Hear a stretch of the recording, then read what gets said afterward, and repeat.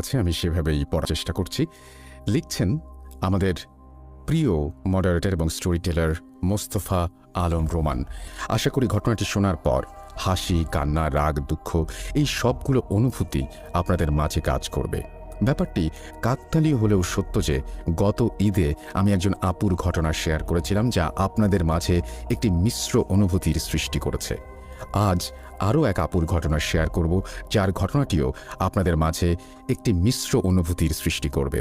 তবে এবার অপরিচিত কেউ নয়। আজ যার ঘটনা শেয়ার করব তিনি আমার একজন নিকটাত্মীয়। বলতে গেলে আমাদের পরিবার পরিজন এবং আত্মীয় স্বজনের মধ্যে সবাই ঘটনাটির ব্যাপারে জানেন। তবে একটি বিশেষ কারণে এবারও নাম উল্লেখ করতে পারছি না। বলে রাখা ভালো, ঘটনাটি মূলত 3 ভাগে বিভক্ত। কি সেই 3 ভাগ? একটু অপেক্ষা করুন। সময়টা 2009 সালের 29 জুন। আমি তখন স্কুলে পড়তাম। অর্ধবার্ষিকী পরীক্ষার পর সপরিবারে মেজো খালামণির বাসায় বেড়াতে গিয়েছিলাম। আমার ছোট বোন তখন আমার মায়ের গর্ভে। ডাক্তার আম্মুকে খুব একটা জার্নি করার পারমিশন না দিলেও আমার জন্য আম্মু সেবার বেড়াতে যেতে রাজি হন। সেখানে যাবার পর 2 দিন বেশ ভালোই কেটেছিল।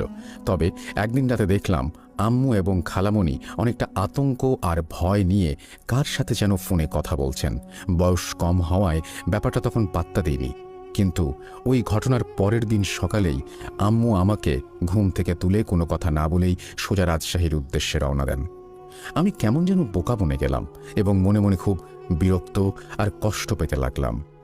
কারণ আমি ভেবেছিলাম এখানে আরও কয়েকদিন থেকে যাব এবং অনেক মজা করব। কাজিনদের সাথে এ ব্যাপারে অনেক প্ল্যানও করে ফেলেছিলাম। কিন্তু এমন হলো যার কারণে বাড়ির বড়রা সবাই মানসিকভাবে ভেঙে পড়ল। এমনকি খালামণি আমাকে এতটা ভালোবাসে, সবসময় ফোন করে তাদের বাড়িতে গিয়ে থাকতে বলে, কিন্তু যাবার সময় তিনি আমার সাথে সেভাবে কথাও বললেন না।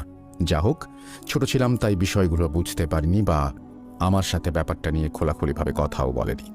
রাজশাহীতে থাকতে আম্মুকে মাঝে মাঝেই ডাক্তারের কাছে যেতে দেখতাম।